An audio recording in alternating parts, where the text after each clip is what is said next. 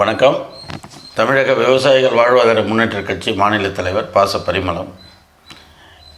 கொஞ்சம் இதை தள்ளி விட்டுறாமல் தொடர்ந்து பாருங்கள். என்ன விஷயம் அப்படின்னா, திருவண்ணாமலையில் கோவிலில் பார்த்திங்கன்னா பாத்ரூம் போகிறதுக்கு 20 ரூபா, யூரின் போகிறதுக்கு 5 ரூபா, குளிக்கிறதுக்கு 30 ரூபா, இப்படி கொள்ளை அடிச்சிட்டு இருக்காங்க. அதாவது அருணாச்சலேஸ்வரர் கோவிலுக்கு கோடிக்கணக்கில் வருமானம் வந்துக்கிட்டு இருக்குது. ஒரு பக்தர் அங்கே வராருன்னா குறைந்தபட்சம் அவர் ஒரு 500 ரூபாயாவது செலவு பண்ணுவார். 500லேருந்து 5000 வரைக்கும் செலவு பண்ணுற மக்கள் தான் அங்கே டெய்லி வந்துட்டுருக்காங்க. ஆனால் பாமர மக்கள், அவங்க தான் விவசாயிகள். இப்போ வெளியிலேருந்து வராங்க, வியாபாரியாக வராங்க, அவங்களுக்கெல்லாம் கூட இஷ்யூ இல்லை. விவசாயிகளும் போகிறாங்க கோயிலுக்கு. ஏன்னா இந்துக்கள் நிறைய பேர் விவசாயிகளை தான் இருக்காங்க, அதனால் அவங்களும் போகிறாங்க. அங்கே ஒரு அவசரத்துக்கு பாத்ரூம் போகணுன்னாலோ யூரின் போகணுன்னாலோ கொள்ளையடிக்கும் கொள்ளை கூட்டங்கள். அதாவது பார்த்திங்கன்னா, திராவிட ஆட்சி தொடர்ந்து 75 ஆண்டு காலமாக திராவிட ஆட்சிகளுக்கு அவங்க ஏற்கனவே இந்து மதத்தை எதுக்கிறவங்க தான் திராவிட ஆட்சி. அவங்களுடைய கட்சிக்காரங்க கொள்ளையடிப்பதற்காக இப்படி தேவையற்ற பாத்ரூமை கட்டி அவங்களுக்கு வாடகை விடுறாங்க. அவங்க ஏலம் எடுக்கிறாங்க. குத்தகைக்கு எவ்வளோ எடுக்கிறாங்க, என்ன விடுறாங்க, அதனுடைய வருமானம் என்ன அப்படி என்பதெல்லாம் நமக்கு தெரியாது. ஆனால் கொள்ளை அடிக்கிறாங்க. கொள்ளை அடிப்பது மட்டும் இல்லை, ரவுடிசம் பண்ணுறான். அதாவது ஒரு ஒரு ஏங்க இவ்வளோ யூரியனுக்கு 20 ரூபா வாங்கினா, வேணும்னு இல்லைன்னா ஓடுறா இல்லையா, அசிங்கமாக திட்டுறான்.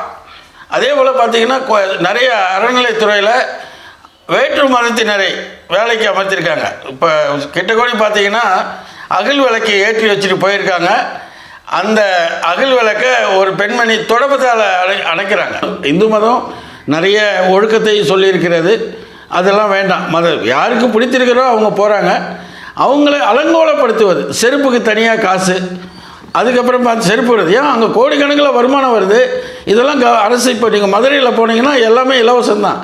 திருப்பதியில் போனீங்கன்னா தூய குடிநீர் ஆங்காங்கே கிடைக்கிறது, 3 வேளை உணவு. இதுபோல் ஏன் இங்கே செய்யக்கூடாது? இங்கே ஒன்றும் வருமானம் இல்லாமல் இல்லை. யார் விட்டு அப்போ விட்டு காசை இங்கே கொண்டு கொடுக்க வேண்டிய அவசியம் இல்லை. இந்த அறநிலைத்துறையை ஒழுங்குபடுத்தணும் இந்த ஆட்சியாவது. இல்லைன்னா தமிழகம் தழுவிய மாபெரும் கண்டன ஆர்ப்பாட்டம் நடைபெறும். ஏன்னா இங்கே பக்தர் வராங்க, அவங்கள உதாசீனப்படுத்துறது. அது ஆட்டோக்காரர் பாவம், ஆட்டோக்காரருக்கு வருமானம் இல்லைன்னு சொல்கிறாங்க. இப்போ திருவண்ணாமலை ஸ்டேஷன்லேருந்து நம்ம கோயிலுக்கு போகிறதுக்கு 1.5லேருந்து 2 கிலோமீட்டர் தான் வருது. சில நேரம் 500 வரை பெற்றுக்கொள்கிறார்கள். கேட்டால் எங்களுக்கு வருமானம் இல்லை.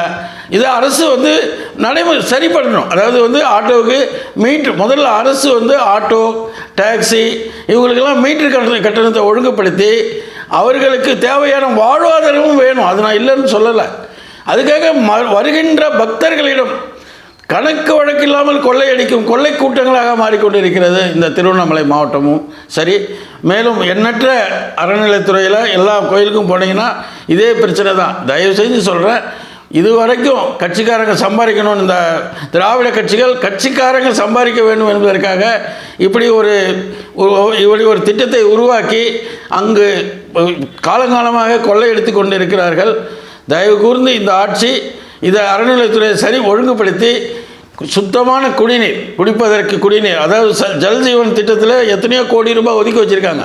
சுத்தமான குடிநீர், அவங்க கழிப்பறைகள், அவங்களுடைய வாகனம் நிறுத்துவதற்கு ஒழுங்கான ஒரு வாகன நிறுத்துமிடம், வாகனம் நிறுத்திவிட்டு கோவிலுக்கு செல்வதற்கு தேவையான போக்குவரத்து வசதி, இவைகளெல்லாம் செஞ்சு கொடுக்கணும். ஏன்னா திருவண்ணாமலை கோவிலில் கோடியாக வருமானம் வருது.